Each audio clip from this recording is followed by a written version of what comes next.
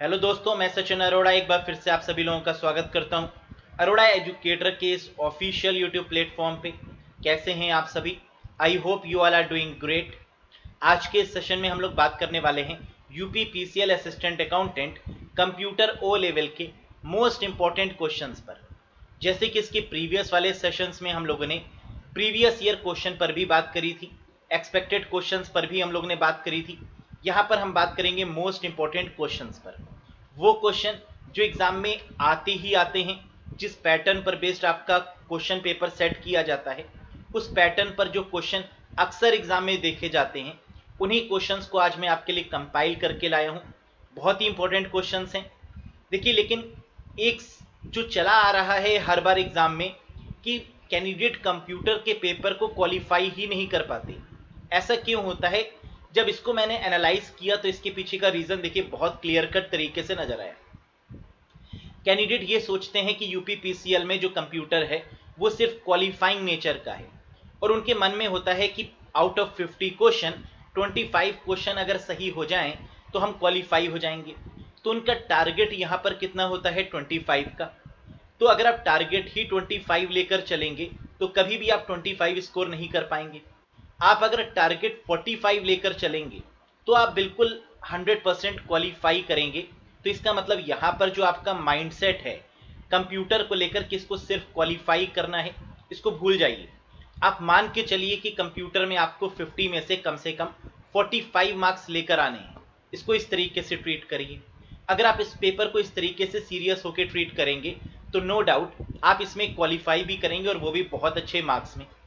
बात समझ में आ रही है? नो डाउट कि इसके मार्क्स आपके ऐड नहीं होंगे, लेकिन ये क्वालिफाई हो जाएगा। और अगर कंप्यूटर क्वालिफाई हो गया तो आगे वाले सब्जेक्ट्स क्वालिफाई होने में बिल्कुल भी टाइम नहीं लगेगा, ये आप भी जानते हैं।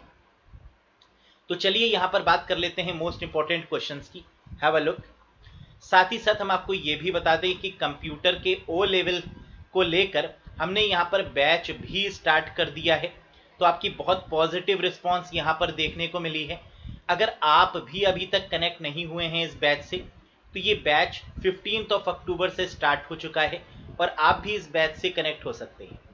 एक क्वेश्चन कैंडिडेट का होता है, सर 15 अक्टूबर से स्टार्ट हुआ है, जो क्लासेस हमारी मिस हो गई हैं लाइव में, क्या वो क्लासेस हमें मिल जाएंगी? बिल्कुल, वो क्लासेस आपको रिकॉर्डेड मोड में मिल जाएंगी, उनको आप देख सकते हैं। बैच की जो लाइव की टाइमिंग है वो 6 PM है। 60+ आवर्स का ये आपका कोर्स है। लाइव प्लस रिकॉर्डेड सेशंस यहाँ पर आपको मिलने वाले हैं।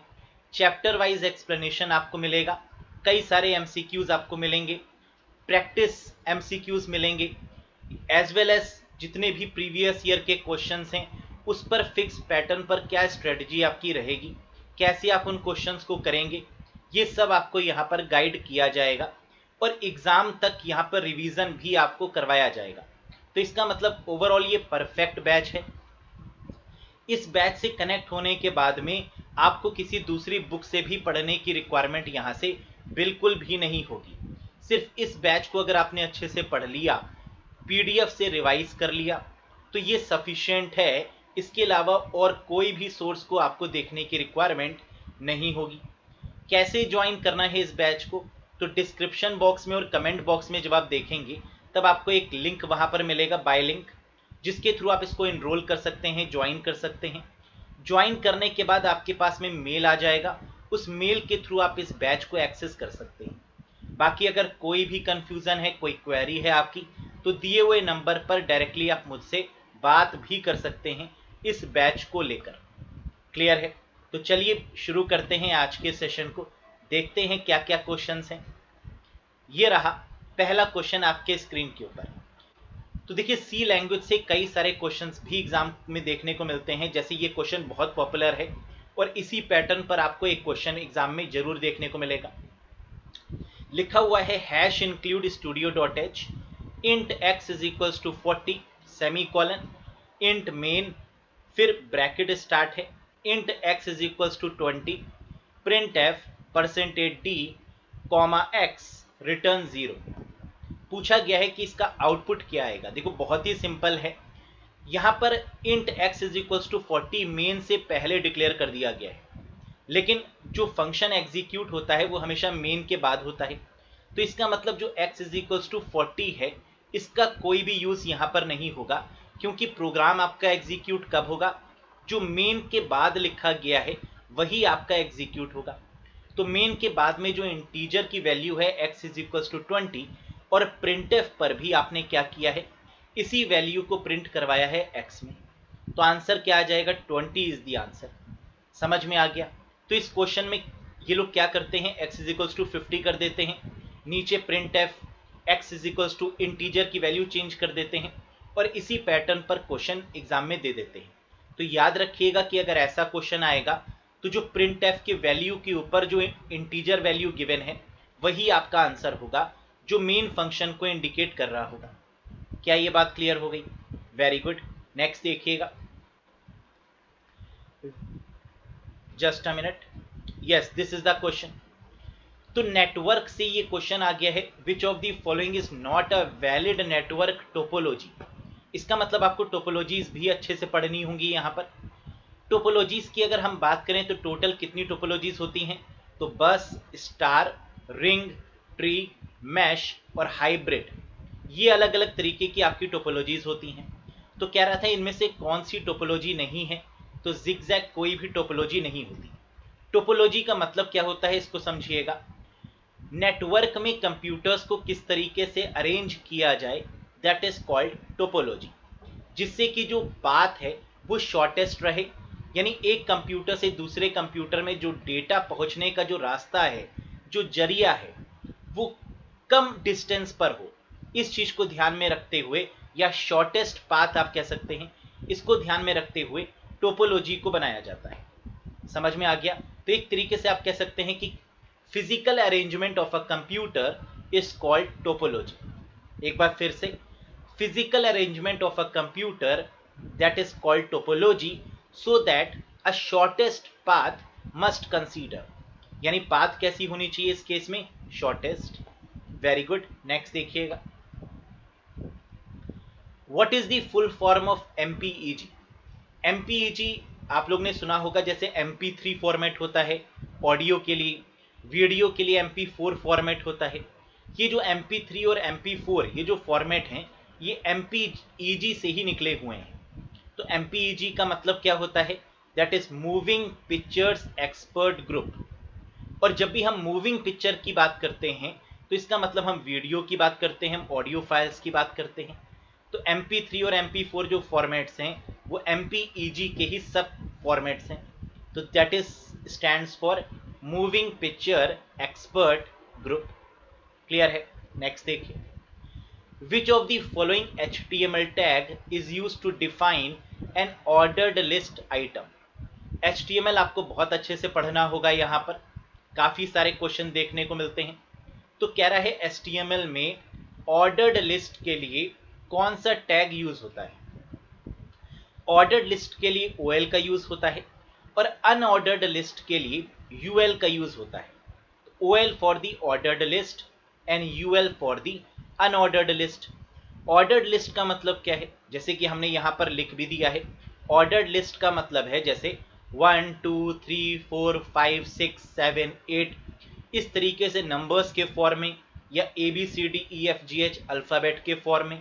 अगर कोई रेंज लिखी गई है तो दैट इज कोई सीरियल नंबर इंडिकेट किया गया है, तो that is called order. Order mention है यहाँ पर।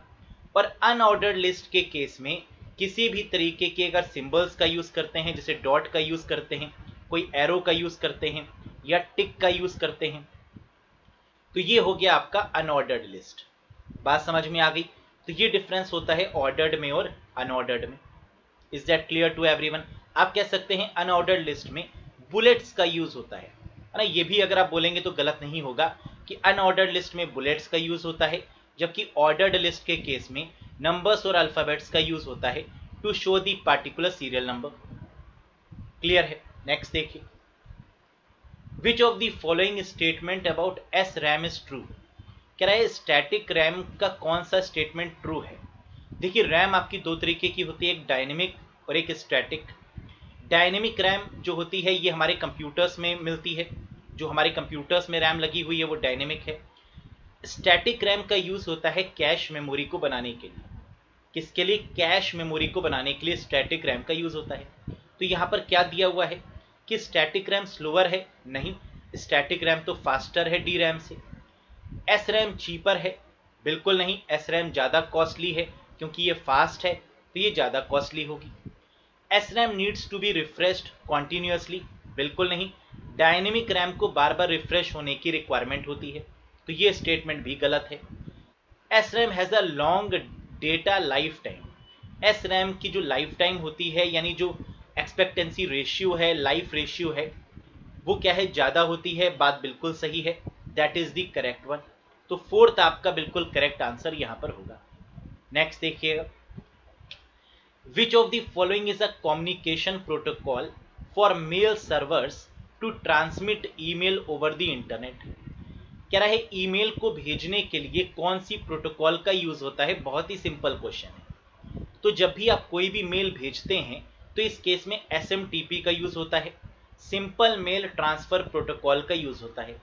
और जब आप कोई भी मेल को रिसीव करते हैं तो वहां पर POP3 का यूज होता है, यानी पोस्ट ऑफिस प्रोटोकॉल वर्जन 3 का यूज होता है।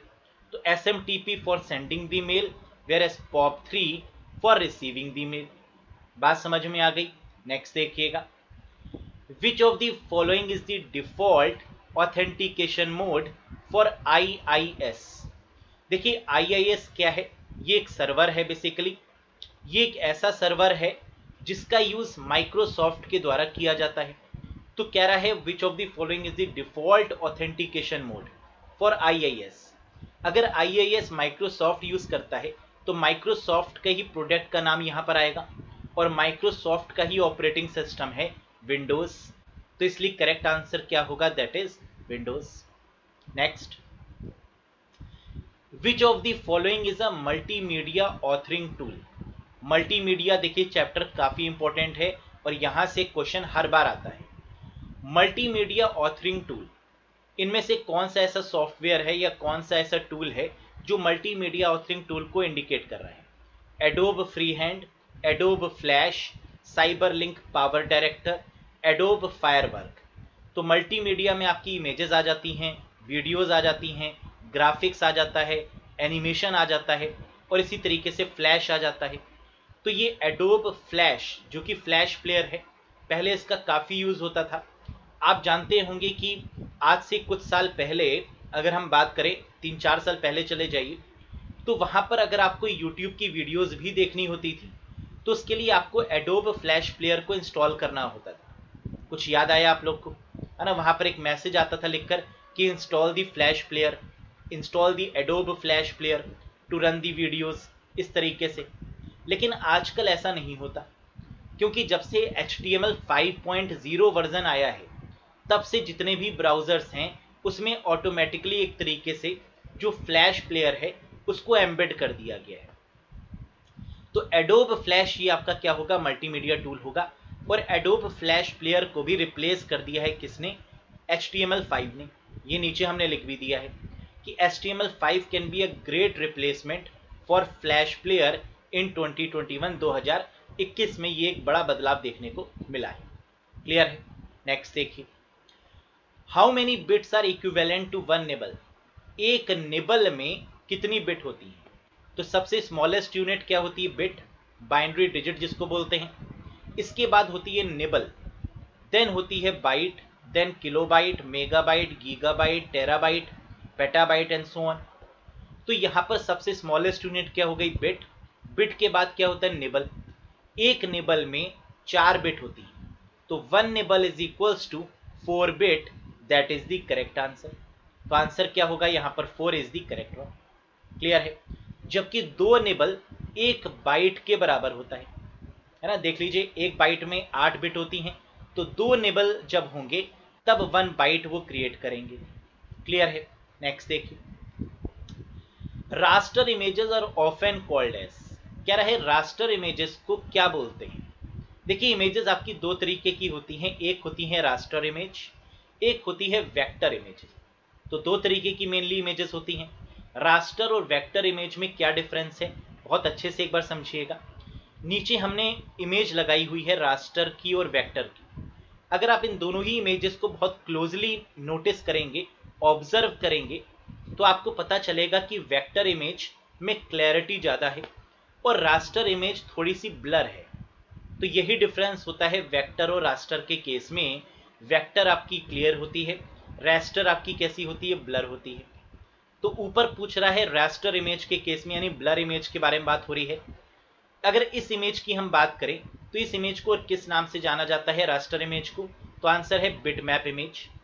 क्या है? Bitmap image. अब कैसे आप किसी भी इमेज को देखकर पता लगाएंगे कि ये रास्टर है या वेक्टर है? अगर आप किसी भी इमेज को जूम करते हैं और वो पिक्सेलरेट होती है, यानी उसके पिक्सल्स दूर दूर हो जाते हैं, वो ब्लर हो जाती है, तो समझ जाइए वो रास्टर इमेज है। और अगर कोई भी इमेज आप लीजिए और उसको जूम करके देखिए, वो एज इट इज़ रहती है जूम करने पर, तो इसका मतलब वो वेक्टर इमेजेस हैं। जैसे कि आपने देखा होगा जो कंपनीज के लोगो होते हैं वो कैसी इमेजेस होते हैं, बिल्कुल सही, वो वेक्टर इमेजेस होती हैं। लेकिन अगर आप अपने मोबाइल से कोई सेल्फी लेते हैं और उसको अगर आप जूम करके देखते हैं तो वो पिक्सेलरेट हो जाती है। ये रीज़न होता है रास्टर और वेक्टर में। ऐसा इसलिए होता है क्योंकि रास्टर इमेजेस में पिक्सल्स का यूज़ होता है, जबकि वेक्टर इमेजेस में पिक्सल्स का यूज़ नहीं होता। वेक्टर इमेजेस में मैथमेटिकल टूल्स का यूज़ होता है और इस रीज़न की वजह से वो कभी भी पिक्सेलरेट होगी ही नहीं, क्योंकि उसमें पिक्सल ही नहीं होते। समझ में आ गई बात? नेक्स्ट देखिए, state whether the following statement are true और फॉल्स। दो स्टेटमेंट दिए गए हैं और आपसे पूछा जा रहा है कि कौन सा स्टेटमेंट सही है और कौन सा स्टेटमेंट इनवैलिड है। पहला स्टेटमेंट है Trojan is an example of malicious software. Trojan एक मेलवेयर है, एक मैलिशियस सॉफ्टवेयर है, बिल्कुल सही है।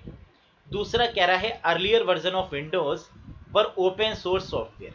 कह रहा है जो विंडोज के पहले वाले वर्जन होते थे वो ओपन सोर्स होते थे। ओपन सोर्स का मतलब है फ्री ऑफ कॉस्ट? बिल्कुल नहीं, वो भी पेड थे और आगे आने वाले भी क्या है, पेड है। तो इसका मतलब सेकंड वाला जो आपका ऑप्शन है वो क्या है, फॉल्स। तो first true and second is false. Clear? Next देखिएगा।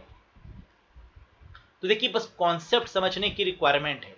अगर आपने यहाँ पर टॉपिक्स अच्छे से पढ़ रखे हैं तो ऐसा हो ही नहीं सकता कि कोई भी क्वेश्चन आपसे पूछा जाए और आपके पास आंसर ना हो, है ना। बस कॉन्सेप्ट पर पकड़ बनाइए, मैक्सिमम एमसीक्यूज करिए, ये सबसे बढ़िया तरीका है पेपर को अच्छे तरीके से क्वालिफाई करने का। Which of the following memory holds the data and program frequently used by the CPU. तो कह रहा है कौन सी ऐसी मेमोरी है जो सीपीयू के द्वारा जो फ्रीक्वेंटली यूज हो रहा है डेटा उसको स्टोर करती है। तो सीपीयू के अंदर जो मेमोरी है वो रजिस्टर है और सीपीयू के जो पास में मेमोरी है वो कैशे है। तो कैशे ही फ्रीक्वेंटली यूज होने वाले डेटा को होल्ड करती है। तो आंसर क्या होगा, कैशे होगा। नेक्स्ट देखिएगा, what is the frequency range of IEEE 802.11a standard. देखिए अगर IEEE 802.11 की बात करें तो ये ऐसा स्टैंडर्ड है जो वाईफाई को इंडिकेट करता है। तो वाईफाई के लिए जो स्टैंडर्ड दिया गया है वो क्या है, 802.11। अब इसके कई सारे वर्जन हैं, जैसे 802.11a, b, g, n, ac, ax, कई सारे वर्जन हैं वाईफाई के। जहां पर आपसे पूछा जा रहा है कि ए वाले वर्जन की जो फ्रीक्वेंसी रेंज है वो कितनी है, तो आंसर है 5 गीगाहर्ट्ज। और जो इसके बाद बना बी वाला जो है उसकी जो फ्रीक्वेंसी रेंज है वो कम है और वो है आपकी 2.4 गीगाहर्ट्ज। ठीक है, देखिए क्वेश्चन भी आ गया आपके सामने। What is the frequency range of IEEE 802.11b standard. तो 11b स्टैंडर्ड की जो फ्रीक्वेंसी रेंज है वो कितनी है गाइस, 2.4 है और ए वाले की फ्रीक्वेंसी रेंज कितनी है, 5 गीगाहर्ट्ज है। Is that clear to everyone? Next देखिएगा, which of the following is a class A IP address. देखिए अगर आईपी एड्रेस की बात करें तो ये 5 क्लासेस में डिवाइड होता है, class A, class B, class C, class D और क्लास ई। ये क्वेश्चन अक्सर एग्जाम में पूछा जाता है कि कौन सा आईपी एड्रेस किस क्लास का है, ये आप हमें बताइए। तो ऊपर कह रहा था कि क्लास ए आईपी एड्रेस बताइए इसमें से कौन सा है। तो देखिए हर एक क्लास की एक रेंज होती है। क्लास ए की जो रेंज है वो 1 से 127 तक है। कभी कभी 1 से 126 भी दिया होता है, क्योंकि 127 आपके लूप बैक एड्रेस को डिनोट करता है। तो 1 से लेके 126 भी सही है और 1 से लेके 127 भी करेक्ट है। क्लास बी आपकी 128 से लेके 191 तक है। क्लास सी 192 से 223 तक। क्लास डी 224 से 239 तक। और क्लास ई की जो रेंज है वो 240 से लेकर 255 तक है। अब कैसे पता लगाएंगे कि कौन सा एड्रेस किसको बिलोंग करता है? तो आपको सिर्फ पहली ऑक्टेट देखनी है, यानी 1 से लेकर 127, 1 से लेकर 127 के बीच में पहली ऑक्टेट सिर्फ चेक कर लीजिए। तो 125 ये 1 से लेकर 127 के बीच में है, यानी ए में आता है। 250 अगर हम देखें तो हमें दिख रहा है 250 क्लास ई का है, क्योंकि ये 240 से 255 के बीच में है। 261 अगर हम देखें तो ये भी आपके क्लास ई को डिनोट कर रहा है। और 290 तो इनवैलिड है, ये तो सही नहीं है, क्योंकि 255 से ज़्यादा रेंज हो ही नहीं सकती।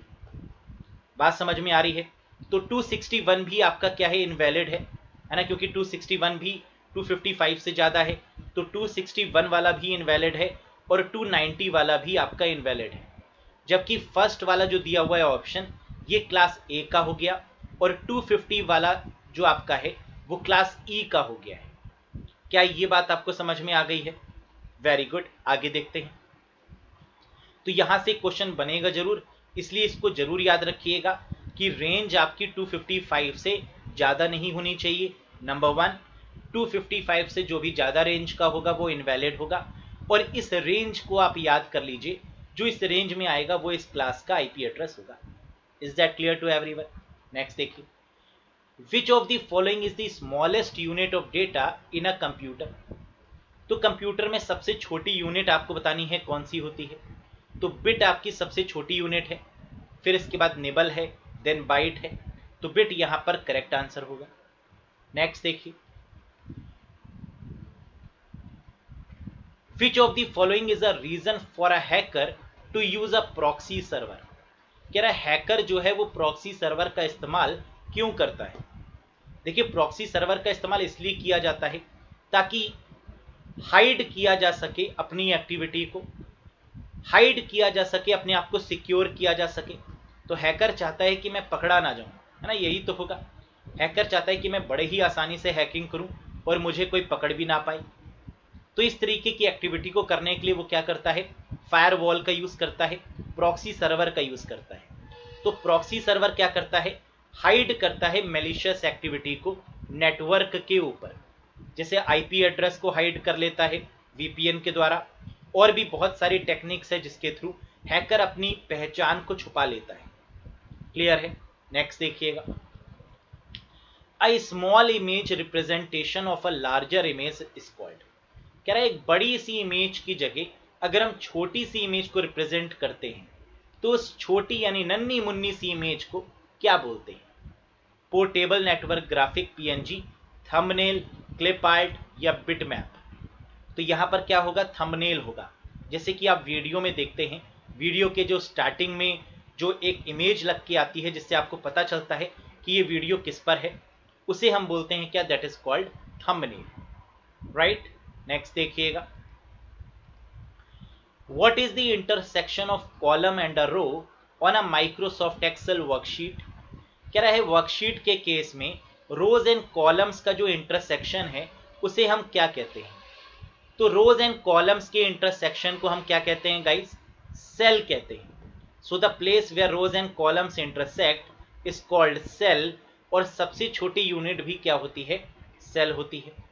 Next question, in Google Chrome click the dash icon present at upper right corner of the window to go to the settings option from the menu displayed।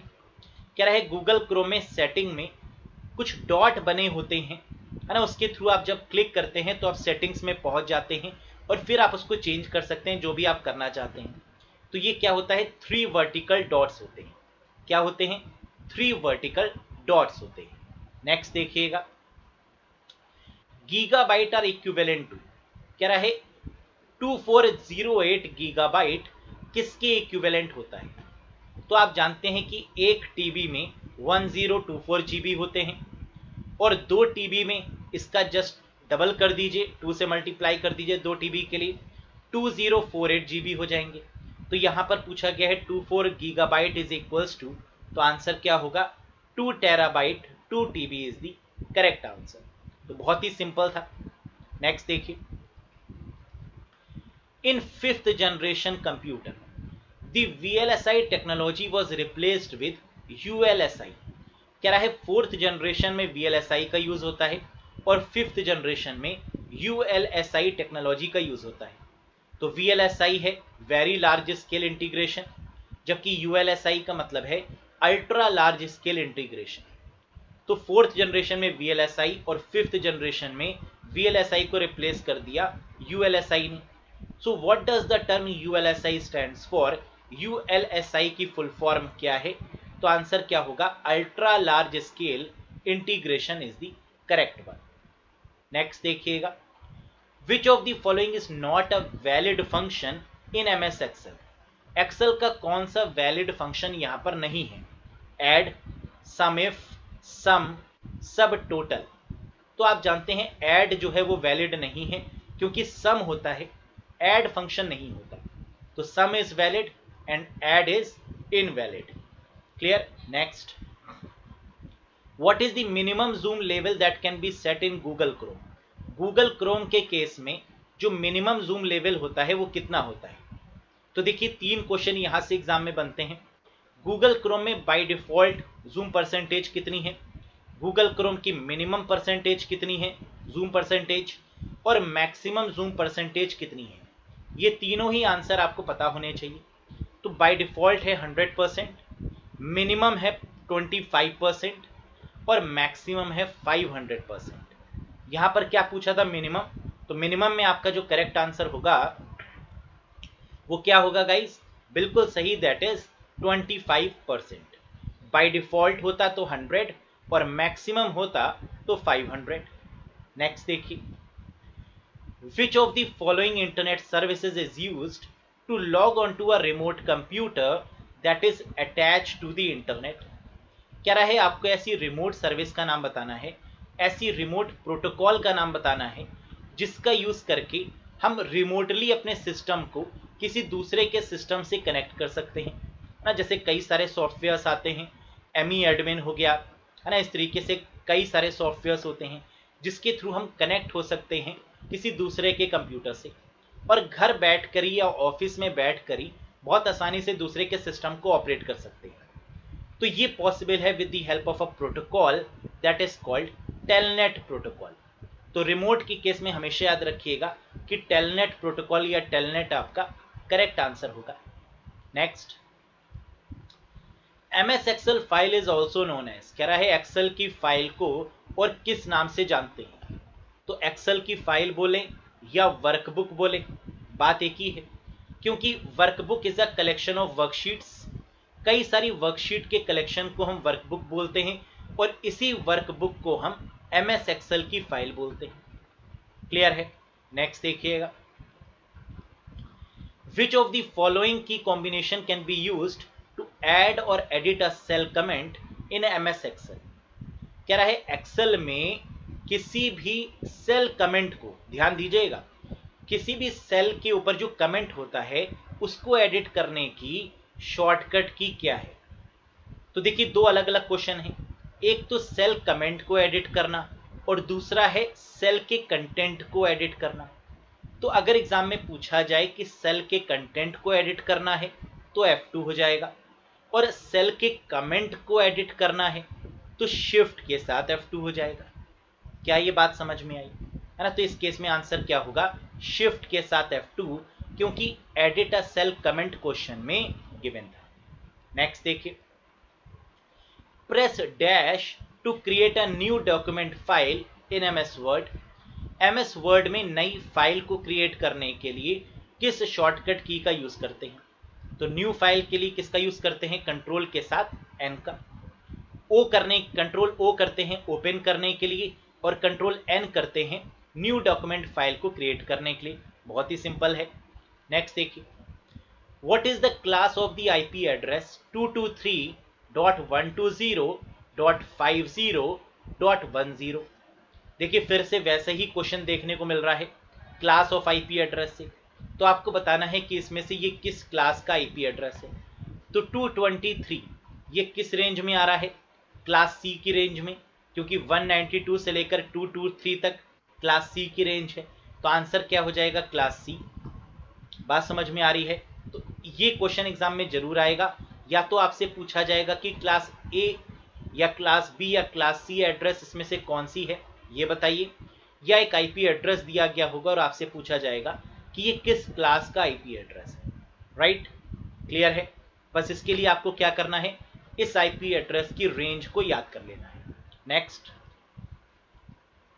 Which of the following is not a component of computer network? तो इनमें से computer network का component कौन सा नहीं है?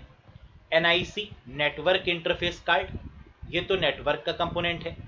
Cables और connectors, ये भी नेटवर्क को इंडिकेट कर रहे हैं।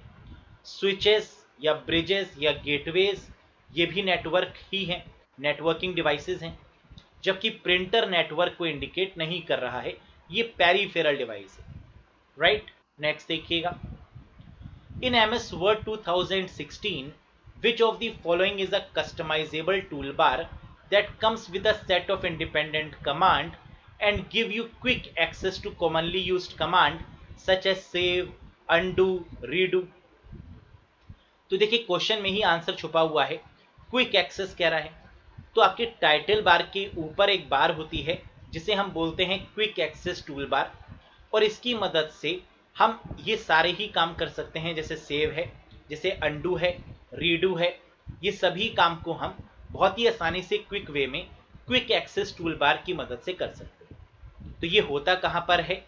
ये टाइटल बार के भी ऊपर होता है, that is called quick access tool bar. तो quick access tool bar, then title bar, then menu bar, है ना, इस तरीके से होता है। नेक्स्ट देखिए, what is the keyboard shortcut to open the thesaurus in MS Word? Thesaurus का यूज होता है एंटोनिम और सिनोनिम पर्पस के लिए। तो MS Word में थेसोरस के लिए शॉर्टकट की क्या है? शिफ्ट के साथ F7, और नॉर्मल F7 का यूज होता है फॉर स्पेल चेक। तो स्पेल चेक करने के लिए F7 हो गया, जबकि थेसोरस के लिए आंसर क्या होगा? शिफ्ट के साथ F7। Next, the older MS-DOS FAT file system supports a maximum of dash character for the base file name and dash character for the extension। कह रहा है अगर DOS पर आप काम कर रहे हैं और आपको किसी भी फाइल को सेव करना है, तो जो फाइल का नाम होगा वो कितने कैरेक्टर्स का होगा? मिनिमम, यानी उससे ज़्यादा ना हो, मैक्सिमम सॉरी, यानी उससे ज़्यादा नहीं होना चाहिए। और उसका एक्सटेंशन भी मैक्सिमम कितने कैरेक्टर तक हो सकता है ना? तो ये पूछा जा रहा है आपसे। तो जो फाइल का नाम है वो 8 कैरेक्टर से ज़्यादा नहीं हो सकता, और जो एक्सटेंशन है वो 3 कैरेक्टर से ज़्यादा नहीं हो सकता। तो आंसर क्या होगा? फाइल नेम के केस में 8 कैरेक्टर्स, और एक्सटेंशन के केस में क्या होगा? 3 कैरेक्टर्स। क्या यहाँ तक क्लियर है? नेक्स्ट देखिएगा, email address is generally of the form, an email address is generally of the form dash. तो ईमेल एड्रेस का सही फॉर्म क्या है ये आपको बताना है। तो आपको मालूम होना चाहिए कि जो ईमेल एड्रेस होता है वो 2 पार्ट्स में डिवाइड होता है। सबसे पहले यूजर नेम होता है, और फिर @ के बाद डोमेन नेम होता है। जैसे aroraeducator@gmail.com। तो अरोड़ा एजुकेटर क्या हो गया? User name. gmail.com क्या हो गया? Domain name. तो आंसर क्या होगा? User name @domain name. Clear है? नेक्स्ट देखिएगा, which of the following is a program that act as an interface between the user and the computer hardware? तो ऐसे प्रोग्राम, ऐसे सॉफ्टवेयर का नाम आपको बताना है जो इंटरफेस के तरीके से काम करता है यूजर और हार्डवेयर के बीच में। तो यूजर हार्डवेयर को तभी एक्सेस कर पाएगा, तभी यूज कर पाएगा जब उसमें ऑपरेटिंग सिस्टम होगा। तो यही डेफिनेशन भी होती है ऑपरेटिंग सिस्टम की, कि operating system is an interface between the user and the hardware. That is the correct answer. Very good. Next देखिएगा, press dash key to edit the content of cell in MS excel. देखिए अभी थोड़ी देर पहले ही हमने आपको बताया था कि अगर एक्सेल के सेल के कमेंट को एडिट करना है तो शिफ्ट के साथ F2 होगा, और अगर कंटेंट के सेल को एडिट करना है तो सिर्फ F2 होगा। तो यहां पर क्या पूछा जा रहा था, एडिट द सेल कंटेंट, तो आंसर क्या हो गया गाइस, बिल्कुल सही, that is F2। Next question, clear हो रहा है, समझ में आ रहा है। The font size of a text must be between dash and dash in MS word 2016। कह रहा है जो फॉन्ट का साइज होता है वो मिनिमम और मैक्सिमम कितना हो सकता है MS वर्ड के केस में। अगर टेबल लिखा होता या ड्रॉप डाउन लिस्ट लिखा होता तो 8 और 72 होता, है ना, क्योंकि जो ड्रॉप डाउन लिस्ट होती है उसमें मिनिमम 8 होता है और मैक्सिमम 72 होता है। लेकिन यहाँ पर ड्रॉप डाउन नहीं लिखा हुआ है, ना ही टेबल लिखा हुआ है, तो इस केस में क्या होगा, मिनिमम 1 और मैक्सिमम कितना, 1638। तो 1638 से ज्यादा फॉन्ट साइज आपका नहीं हो सकता। Next, which of the following is not an advantage of internet. इनमें से इंटरनेट का कौन सा एडवांटेज नहीं है। तो इंटरनेट एक एंटरटेनमेंट पर्पस के लिए यूज करते हैं, वेरी गुड, बिल्कुल ट्रू है। ई कॉमर्स पर्पस से यूज करते हैं, बिल्कुल सही। रिसोर्स शेयर कर सकते हैं जैसे प्रिंटर, प्लॉटर, है ना, तो ये भी बात बिल्कुल सही है। स्पैमिंग, स्पैम तो आपका क्या होता है, जंक मेल आप कह सकते हैं, junk mail is called spam, तो ये आपका एडवांटेज इंटरनेट का नहीं है। Next, which of the following is real time mutual chatting between persons via internet. तो इंटरनेट पर जो बातें चलती रहती हैं, हाय हेलो टाइप, इस चैटिंग को हम लोग क्या बोलते हैं, तो इसे हम बोलते हैं इंस्टेंट मैसेजिंग प्लेटफॉर्म्स, IMP। जैसे व्हाट्सएप, फेसबुक, इंस्टा, ट्विटर, ये सब आपके क्या हैं, इंस्टेंट मैसेजिंग प्लेटफॉर्म्स हैं, जिसमें आप तुरंत मैसेज करते हैं और तुरंत आपको रिप्लाई आता है। क्लियर है, सोशल मीडिया प्लेटफॉर्म्स भी कह सकते हैं और इंस्टेंट मैसेजिंग प्लेटफॉर्म्स भी कह सकते हैं। Next, Unix and Linux is essentially an example of. कह रहे जो यूनिक्स और लाइनेक्स है ये किस तरीके के ऑपरेटिंग सिस्टम है। तो हम जानते हैं यूनिक्स और लाइनेक्स मल्टी यूजर, मल्टीटास्किंग और टाइम शेयरिंग ऑपरेटिंग सिस्टम होते हैं। तो क्या मल्टी यूजर कहीं दिख रहा है, नहीं। क्या मल्टीटास्किंग कहीं दिख रहा है, बिल्कुल नहीं। क्या टाइम शेयरिंग दिख रहा है, यस। तो आंसर क्या हो जाएगा इस केस में, time sharing operating system. Next, by default documents saved in PowerPoint 2016 are saved with the extension। तो ये लेटेस्ट की बात हो रही है और पावर पॉइंट का एक्सटेंशन क्या होता है, .ppt, लेकिन लेटेस्ट के केस में क्या होगा, .pptx। तो 7 दिया हो, 10 दिया हो, 13 दिया हो, 16 दिया हो, 19 दिया हो या 21 दिया हुआ हो, इन सभी केसेस में आपका आंसर क्या होगा, .pptx होगा। नेक्स्ट देखिएगा, what is the keyboard shortcut to close an open document file in MS word. तो आपको किसी भी ओपन फाइल को क्लोज करने की जो शॉर्टकट की होती है या किसी टैब को क्लोज करने की शॉर्टकट की होती है ब्राउजर में, वो आपकी क्या होती है, कंट्रोल के साथ W। टैब को ओपन करने के लिए कंट्रोल के साथ T, जबकि टैब और फाइल को बंद करने के लिए कंट्रोल के साथ W। क्लियर है। नेक्स्ट देखिएगा, in Windows which of the following characters can not be used in a file name. कह रहा है जब आप विंडोज पर काम करते हैं तो आप फाइल भी सेव करते होंगे। फाइल सेव करते समय कौन सा ऐसा कैरेक्टर है जो नहीं आना चाहिए, जो आप यूज नहीं कर सकते हैं, माइनस, एस्ट्रिक, अंडरस्कोर या प्लस। तो आंसर है एस्ट्रिक का यूज हम नहीं कर सकते हैं फाइल नेम में। तो ऐसी कौन कौन से कैरेक्टर्स हैं जिनका यूज हम नहीं कर सकते हैं, इसकी पूरी लिस्ट मैंने आपको दे दी है। जिसमें डबल कोट का यूज हम नहीं कर सकते, एस्ट्रिक का यूज नहीं कर सकते, लेस देन या ग्रेटर देन सिंबल का यूज नहीं कर सकते, question mark, backslash, pipe, forward slash और कॉलन, इनमें से किसी का भी हम यूज नहीं कर सकते हैं फाइल नेम को देते समय। क्लियर है। नेक्स्ट देखिएगा, Which of the following internet services allows the internet user to talk across the internet to any PC equipped to receive the call? आप लोग ने देखा होगा जैसे व्हाट्सएप है या फेसबुक है ना, इस पे कॉलिंग फंक्शन भी है। आप इसमें वीडियो कॉल कर सकते हैं, है ना, आप कॉन्फ्रेंसिंग कर सकते हैं, बातें कर सकते हैं वीडियो कॉल पे। तो कह रहा है ये जो वॉइस ट्रांसफर हो रही है इंटरनेट पर, ये जो वॉइस का आदान प्रदान हो रहा है इंटरनेट पर, इसके पीछे किसका रोल है? तो आंसर है इसके पीछे जो प्रोटोकॉल यूज होती है that is called VoIP, voice over internet protocol.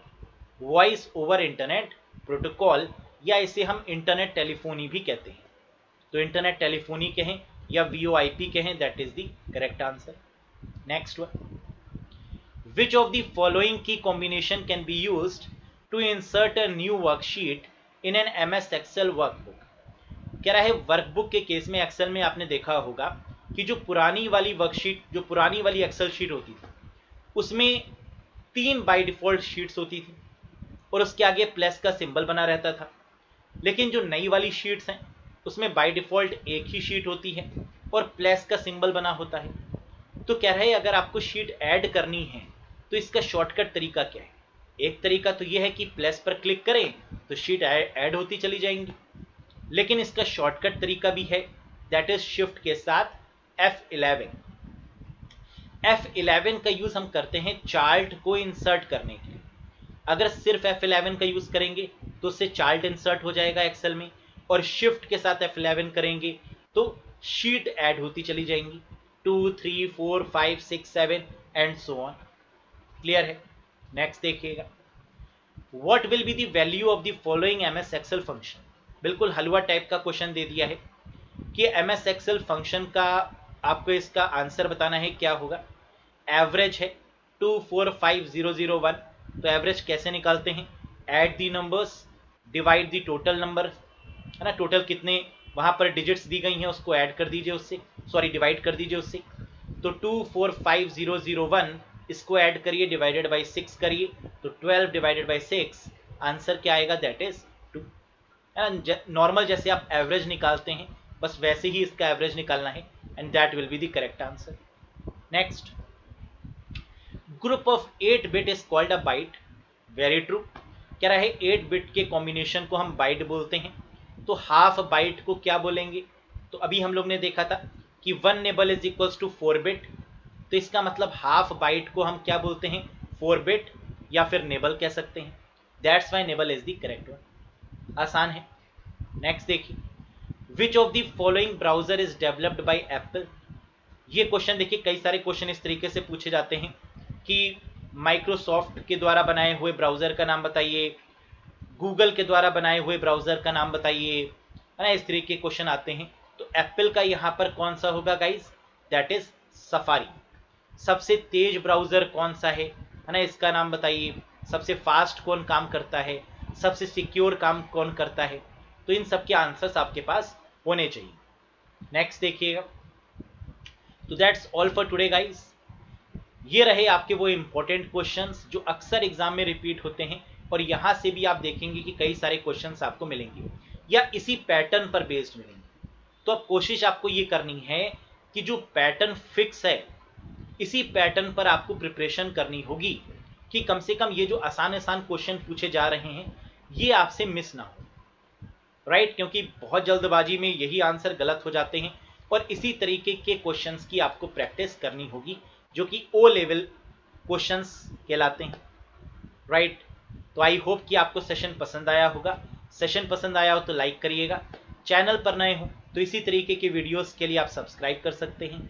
साथ ही साथ अगर आप बैच से कनेक्ट होना चाहते हैं तो मैंने आपको स्टार्टिंग में बताया है, बैच से भी आप कनेक्ट हो सकते हैं, जहां पर आपको इन्हीं क्वेश्चंस, इन्हीं कॉन्सेप्ट की प्रैक्टिस करवाई जाएगी, कॉन्सेप्ट समझाया जाएगा, रिवीजन करवाया जाएगा, और बहुत अच्छे से आप कंप्यूटर में मार्क्स को गेन कर सकते हैं। That's all. Thank you very much guys, bye bye and take care.